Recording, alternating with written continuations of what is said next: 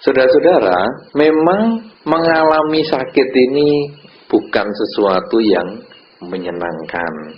Kita sendiri juga kalau ditawari kepingin sehat atau kepingin sakit, pasti ya jawabnya kepingin sehat. Jarang yang ngomong kepingin sakit kecuali pengen dilus-elus bojone. Ya toh? Kalau wah, saya kepingin sakit, soalnya kalau sakit ini diperhatikan loh sama suami saya, atau diperhatikan loh sama istri saya kepingin sakit aja. Lah, tapi kalau secara kenyataan, kita pasti kepingin sehat. Dharma di dalam kehidupan sehari-hari juga melihat bahwa sakit itu sendiri dibedakan menjadi beberapa macam. Di dalam Anguttara Nikaya 1 disebutkan bahwa sakit ini ada beberapa jenis. Jenis yang pertama, sakit yang diobati atau tidak diobati tidak akan menimbulkan kesembuhan. Jadi berobat kemana saja, dokter yang paling hebat, dukun yang paling canggih, tidak bisa menyembuhkan. Ini mungkin sakit misalnya saja kanker sudah tahap keempat, udah berat sekali, wah saya kira memang udah tidak ada obatnya. Sakit yang diobati atau tidak diobati tidak menimbulkan kesembuhan. Yang kedua, di dalam Dharma disebutkan sakit yang diobati atau tidak diobati bisa sembuh. Apa misalnya ya? Kangen anaknya, diobati tidak diobati bisa sembuh. Anaknya datang ya sembuh, anaknya tidak datang sebentar ya hilang. Itu memang bisa terjadi seperti itu. Ini jenis yang kedua, sakit diobati tidak diobati sembuh. Jenis yang ketiga, sakit yang membutuhkan pengobatan telaten. Pengobatan yang telaten ini apa? Yang penuh kesabaran. Ya, diobati sedikit, sembuhnya dikit sampai akhirnya sembuh. Jadi di dalam Dhamma ada 3 macam bentuk penyakit ini. Kalau berbicara tentang sakit, misalnya Pak Joko yang sakit punggung, ini adalah sakit fisik. Dharma berbicara tentang sakit batin. Apa yang diobati atau tidak diobati tidak bisa sembuh kalau secara batin. Sakit di dalam ajaran Sang Buddha ini, kalau batin kita disebut sakit adalah ketika kita menderita, mengalami kumpul dengan yang dibenci dan berpisah dengan yang dicinta. Penyakit manusia adalah berkumpul dengan yang dibenci dan berpisah dengan yang dicinta, itu menderita. Tidak ada orang yang mengatakan, aduh aku kalau berpisah dengan pasangan hidupku yang aku cinta ini, aku seneng sekali. Rasanya ya di dunia yang paling bahagia adalah kalau aku pisah dengan pasangan hidupku. Saya kira itu tidak masuk akal. Pasti semua orang akan mengatakan, aku cinta sekali dengan pasangan hidupku sehingga kalau aku pisah sebentar aja menjadi susah. Sehingga saudara tentu ingat cerita Kinara dan Kinari kan? Ya, dulu saya pernah ceritakan loh, dalam tradisi Buddhis, kalau di dalam tradisi Jawa kan ada Mimi lan Mintuno, itu nama jenis ikan loh itu, ya Pak Nasi, ikan yang bagaimana itu Mimi lan Mintuno? Di laut itu selalu kintil aja. Selalu kintil barengan berdua terus ya. Nah, tetapi kalau di dalam tradisi Buddhis, Kinara dan Kinari, saya akan mengulang sedikit yang pernah saya ceritakan kepada Anda, adalah seekor burung yang badannya burung tapi kepalanya manusia. Dikatakan kemana saja pergi, Kinara dan Kinari ini barengan. Sehingga kalau pisah sehari aja, begitu ketemu nangisnya 700 hari. Nah, jadi kalau nanti Pak Nabi membawa acara untuk perkawinan Buddhis, jangan lagi kados Mimi lan Mintuno. Nah, tapi kados kinara lan kinari. Loh, yang begitu bisa sehari 700 hari nangis terus saking senengnya bisa ketemu lagi. Nah, saudara-saudara, itulah yang menunjukkan bahwa penderitaan ketika kita berpisah dengan yang dicinta dan berkumpul dengan yang dibenci. Kalau tadi kinara-kinari berpisah sampai menangis itu adalah karena berpisah dengan yang dicinta dan berkumpul dengan yang dibenci, yaitu perpisahannya itu sendiri. Nah, inilah yang disebut penyakit. Di dalam Dharma dikatakan, penyakit berkumpul dengan yang dibenci dan berpisah dengan yang dicinta ini, ada yang tanpa diobati ataupun diobati tidak bisa sembuh. Itu kan jenis yang pertama tadi. Artinya apa? Orang mendengarkan dharma atau tidak, penyakitnya untuk berkumpul dengan yang dibenci dan berpisah dengan yang dicinta ini stres, tidak bisa sembuh. Tetap tidak bisa mencapai kesucian. Karena orang yang mencapai kesucian adalah ketika dia bisa menerima kenyataan, melihat perpisahan dengan yang dicinta, dan melihat perkumpulan dengan yang dibenci, itu sebagai hal yang wajar. Tadi Anda sudah membaca Abinha Pacawekana, perenungan kerap, jarada mombi jarang anak itu dan seterusnya. Aku akan mengalami usia tua, aku belum bisa mengatasi usia tua. Aku akan mengalami penyakit, aku belum bisa mengatasi penyakit. Aku akan mengalami kematian dan belum bisa mengatasi kematian. Segala sesuatu milikku yang aku cintai dan aku sayangi akan berpisah dan hancur. Itu baru bacaannya. Tetapi mampukah kita untuk siap menghadapi kenyataan itu? Kalau kita mampu, kita siap menghadapi kenyataan itu, tercapailah kesucian. Itu adalah jenis penyakit yang pertama. Diobati atau tidak diobati, artinya mendengar dharma atau tidak, orang sulit untuk mencapai kesucian. Yang kedua, penyakit yang diobati atau tidak sembuh. Nah, artinya apa? Mendengar dharma atau tidak, melihat tua, sakit, dan mati itu sebagai kewajaran dan dia bisa mencapai kesucian. Maka di dunia ini ada yang disebut Paceka Buddha. Kita tahu bahwa nama Buddha artinya orang yang mencapai kesucian. Sebetulnya jenisnya 3. Yang pertama Buddha Gotama. Ini jenis yang pertama, yaitu Sama Sambuddha, yaitu seorang Buddha yang melatih diri belajar menyempurnakan seluruh paramitanya sehingga mencapai kesucian dan bisa mengajarkan dharma. Ini Sama Sambuddha. Para arahat baik dalam kehidupan yang lampau maupun yang sekarang, kalau yang zaman murid Sang Buddha itu dulu ya Bante Sariputta, Bante Moggallana dan sebagainya, itu adalah Buddha juga. Karena begitu mencapai arahat, beliau menjadi Buddha, tetapi Sawaka Buddha, yaitu seorang yang mencapai kesucian karena belajar dari seorang Sama Sambuddha.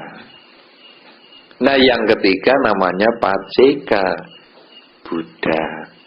Ini tidak ada hubungannya dengan buah pace. Walaupun sama Paceka Buddha, tapi bukan berarti hubungan dengan Pacekap dan lain-lain. Ya, Paceka Buddha ini artinya orang yang mencapai kesucian karena perjuangannya sendiri, tetapi tidak bisa mengajarkan dhamma. Kadang-kadang kalau di sekolah namanya jadi Buddha Bisu. Sekarang masih namanya Buddha Bisu enggak? Apa? Bu Lili di sekolah namanya.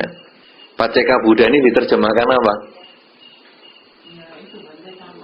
Buddha diam, Buddha diam ya. Iya, bukan bisu berarti diam. Buddha diam ya. Ya, karena tidak mampu untuk. Nah, ya Buddha diam. Bukan bisu tidak bisa. Nah, dulu ingat saya waktu saya belajar itu pernah ada satu buku ngomong Buddha bisu loh. Lah kok bisu? Buddha diam. Ya sebetulnya artinya dia tidak bisa mengajarkan dharma sehingga tidak bisa mengantar seseorang mencapai kesucian. Ini menunjukkan tipe penyakit yang kedua tadi. Diobati atau tidak diobati bisa sembuh. Nah, ini Paceka Buddha ini. Yang tidak diobati tapi sembuh. Nah, jenis yang ketiga, penyakit berkumpul dengan yang dibenci dan berpisah dengan yang dicinta ini bisa sembuh dengan pengobatan yang telaten, dengan pengobatan yang sungguh-sungguh penuh kesabaran. Setiap hari dikasih pil, ya kayak Pak Joko itu mungkin minum obat ya Pak Joko, jamu, ramuan, pijet, ya toh, ibunya yang mijeti, ya toh, iya enggak Bu? Ya, gitu loh. Oh pacaran 55 tahun nih, pacaran 55 tahun, 5 tahun pacaran. Baru 50. Ya 50 tahun perkawinan lebih lah. Ini mijeti. Ini lama-lama terus sehat. Nah, memang rata-rata penyakit seperti itu. Demikian pula penyakit batin kita. Ketamaan, kebencian, kegelapan batin yang menimbulkan kegelisahan ketika kita berkumpul dengan yang dibenci dan berpisah dengan yang dicinta, itu bisa sembuh tapi pelan-pelan.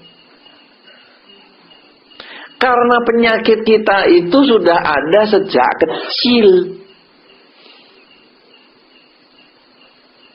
Bayi dikasih mainan, mainannya diambil ngamuk.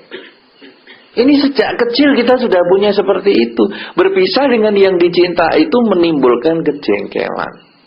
Nah, oleh karena itu kita butuh obat sedikit demi sedikit. Obat ini apa? Mendengarkan dharma. Karena itu di dalam Manggala Sutta dikatakan mendengarkan dharma pada saat yang sesuai adalah berkah utama. Kenapa? Karena itu seperti minum obat tepat pada waktunya. Itu kan ada dosisnya, 3 kali sehari, 1 sendok makan atau apa, kan itu ada dosisnya. Demikian pula mendengarkan dharma ini ada dosisnya. Seminggu sekali minimal. Pagi sore baca parita itu bagus. Ini ada dosisnya. Karena itu mendengarkan dhamma ini ada syarat. Nanti di dalam peraturan kebikuan itu ada syarat. Misalnya jangan menerangkan dharma di atas kendaraan yang sedang berjalan. Lah orang goyang sana goyang sini masih mikiri perutnya, goyang sana goyang sini, kan kalau di jalan itu paling menderita kan perut toh. Ketika belok kanan belok kiri perut ikut belok kanan belok kiri. Direm perutnya maju, digas perutnya mundur. Ini kan munyer terus, makanya kan mabuk orang langsung. Itu nerangkan dhamma, meditasi adalah, nibbana adalah, wah itu puyeng kepala. Ini tidak bisa tempat yang sesuai untuk menerangkan dhamma.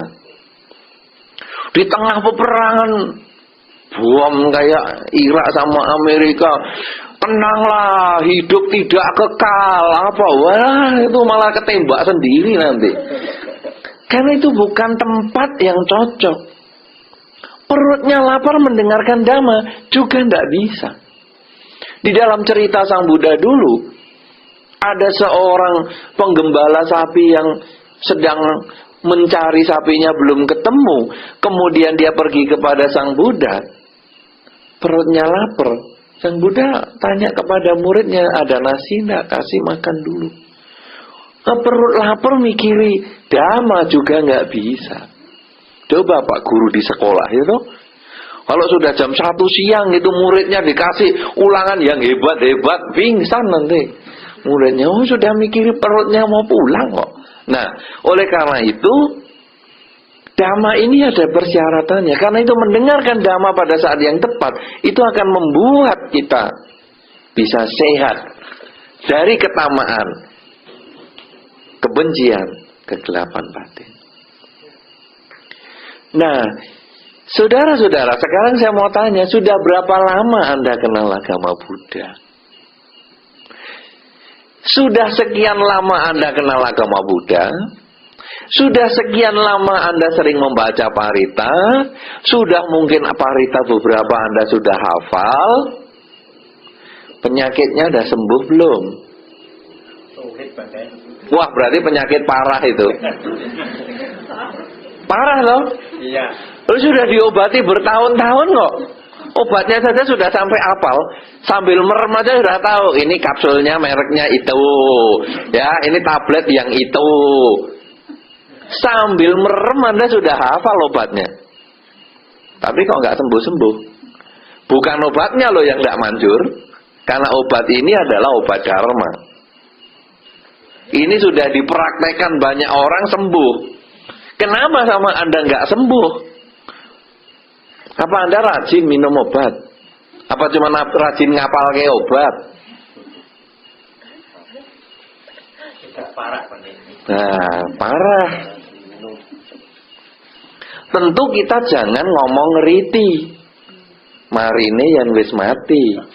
Itu kan omongan ngencengke toh. Masalahnya meringankan. Ya nanti kalau saya mati kan sudah baik lagi. Nanti lahir lagi kan punya kesempatan belajar dharma lagi. Ya kalau lahir lagi ketemu dharma. Kalau lahir lagi ketemu di alam yang tidak ada dharmanya, kita muncul penderitaan.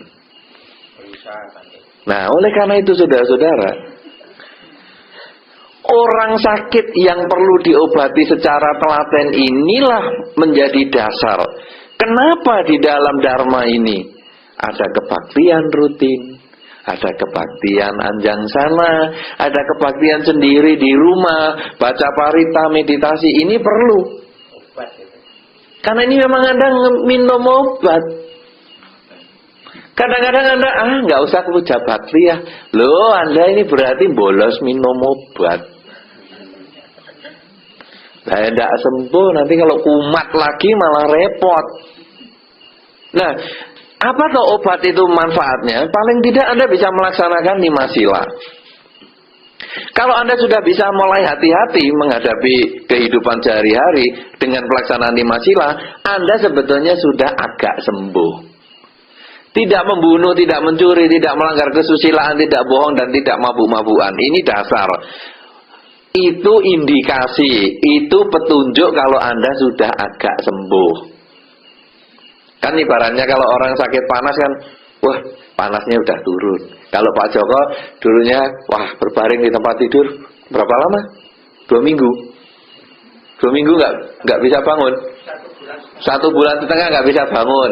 Lalu mulai enak gimana? Lah bisa duduk, bisa jalan pelan-pelan. Nah itu kan indikasinya, petunjuknya bahwa kalau mulai sembuh. Kalau Anda sudah bisa mengurangi pelanggaran sila dengan tidak membunuh, mencuri, melanggar kesusilaan, bohong, dan mabuk-mabukan, Anda sudah agak sembuh. Bagaimana supaya lebih bisa sehat lagi? Anda bukan hanya mengurangi pembunuhan, tapi cobalah Anda berusaha menolong makhluk. Makhluk yang menderita itu macam-macam. Mulai dari kambing, sapi, sampai dengan semut yang cemet. Itu Anda ngelapi meja, semutnya cemet. Wah, kasihan semutnya sudah apa ini? Sekarat ini sudahlah tak pites sekalian. Lah. Berapa kali ya dalam kehidupan Anda begitu? Aduh ini cecak kasihan kecepit pintu ya sudah tak ide sisan loh. Mbok ya sudah dibebaskan atau kalau perlu diobati. Obat apa ya? Kasih kapsul apa? Ya. Tapi berapa kali Anda sering begitu toh? Ada cecak kepites malah Anda didek sisan. Nah, kalau Anda bisa mengurangi kejahatan, mengurangi pembunuhan, coba mengembangkan kebajikan. Anda sudah tidak mencuri. Anda begitu mau ngambil sudah ingat, waduh saya melaksanakan Pancasila Buddhis, bagus. Saya tidak mencuri. Sudahkah Anda melakukan pekerjaan dengan benar? Pekerjaan dengan benar itu artinya apa? Tidak melanggar sila. Nimbang, mbok ya nimbang yang tepat sekilo ya sekilo. Lah sekilo kok dibanduli setengah on? Kan ada tuh. Timbangannya rusak. Timbangan rusak apa yang dirusak? Oh. Itu kadang-kadang begitu. Tapi di tokonya Iswan tidak toh? Lah, sekilo tenanan loh ya. Iya, malah ibu. Lah. Ya? Ya. Ya, itu kan kadang begitu. Ya, kadang-kadang begitu. Saya sering lihat itu di beberapa toko, beberapa apa, wah dibanduli harganya murah, tapi nanti bandulnya itu yang nggak nguati. Nah, kalau kita sudah tidak mencuri, sudahkah kita melakukan pekerjaan dengan benar? Sudahkah kita tidak menjual barang-barang hasil pembunuhan? Kalau itu sudah kita kerjakan, berarti kita sudah mulai agak sembuh. Yang ketiga, sila yang ketiga selain tidak membunuh, tidak mencuri, tidak melanggar kesusilaan. Memang kita tidak berselingkuh. Tapi sudah puas belum dengan pasangan hidupnya? Jangan tiap hari gregeten dengan pasangan hidupnya. Duh, kenapa aku entuk wedhus elek iki? Kenapa aku salah pilih? Dulu yang aku kejar adiknya kok entuk Bayune. Memang tidak berselingkuh, tetapi pikiran diisi dengan kejelekan, ketidakpuasan, kejengkelan. Mampu nggak kita untuk mengerjakan itu? Kita sudah tidak berbohong, tapi mampukah kita mengembangkan kejujuran, mengucapkan kata-kata yang baik di dalam kehidupan sehari-hari? Kita tidak mabuk-mabukan, tapi mampukah kita mengembangkan kesadaran di dalam meditasi? Kalau Anda hanya tidak mabuk, mungkin karena kondisi masyarakat Indonesia sebagian besar tidak mengizinkan kita mabuk-mabukan. Jadi kebetulanlah Anda tinggal dalam masyarakat yang kondisinya seperti ini. Tapi sudahkah Anda mengembangkan nilai positif untuk tidak mengacaukan pikiran dengan mengendalikan pikiran di dalam meditasi? Nah, jadi tidak hanya menjalankan Pancasila Buddhis saja, tidak membunuh, mencuri, melanggar kesusilaan, bohong, dan mabuk-mabukan. Marilah kita juga supaya menunjukkan bahwa kita ini sudah mulai agak sembuh. Mulailah kita juga mengembangkan kebajikan dengan menolong semua makhluk, ya, bekerja dengan tidak melanggar dharma, puas dengan pasangan hidupnya apapun juga sudah bentuknya, kemudian mengembangkan kejujuran, mengembangkan konsentrasi di dalam meditasi. Itu kalau sudah menjadi panggilan hidup kita, menjadi kewajiban hidup kita, maka sesungguhnya Anda tidak sia-sia minum obat setiap hari. Obat dharma, yaitu bermeditasi, membaca parita, ikut kebaktian, Anda tidak sia-sia. Tetapi selama Anda masih belum berubah sikapnya, maka sebetulnya penyakit Anda itu berat sekali. Sudah minum obat bertahun-tahun, tetap aja sakitnya parah. Karena itu saudara-saudara, siapa yang tahu diri kita sakit? Diri kita sendiri. Siapa yang tahu kalau mau sembuh? Juga diri kita sendiri. Karena itu rajinlah. Rajinlah untuk kebaktian. Rajinlah untuk mempraktekkan dharma. Sehingga sedikit demi sedikit kita bisa mengurangi ketamaan, mengurangi kebencian, mengurangi kegelapan batin. Sehingga ketika kita berkumpul dengan yang dibenci dan berpisah dengan yang dicinta, batin kita tetap seimbang, tetap stabil, dan tetap tenang. Ketika kita mengalami penyakit, ketika kita mengalami ketuaan, ketika kita mengalami kematian, kita siap menghadapi itu semua, dan itulah tandanya kita sudah sehat. Jadikanlah kehidupan kita ini kehidupan untuk mengobati penyakit batin kita. Karena lahir sebagai manusia sungguh sulit. Kemudian hidup sebagai manusia juga sulit. Mendengar dharma itu pun juga sulit. Kita sudah lahir sebagai manusia dan mendengarkan dharma. Marilah kita melaksanakan dharma di dalam kehidupan sehari-hari, sehingga kesehatan batin kita akan menjadi milik kita. Semoga dengan kekuatan keyakinan kita kepada Buddha, Dhamma, dan Sangha akan membuahkan semangat untuk terus mengobati diri kita, sehingga kesehatan, pencapaian kesucian akan bisa kita wujudkan di dalam kehidupan ini juga.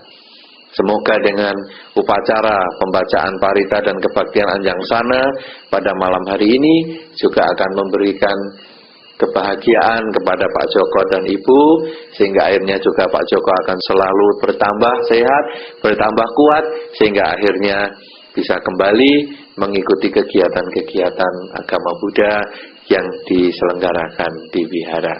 Semoga Anda semua berbahagia di dalam Dharma. Semoga semua makhluk, bagi yang tampak maupun yang tidak tampak, memperoleh kebaikan dan kebahagiaan sesuai dengan kondisi karmanya masing-masing. Sabe sata bawantu sukitata.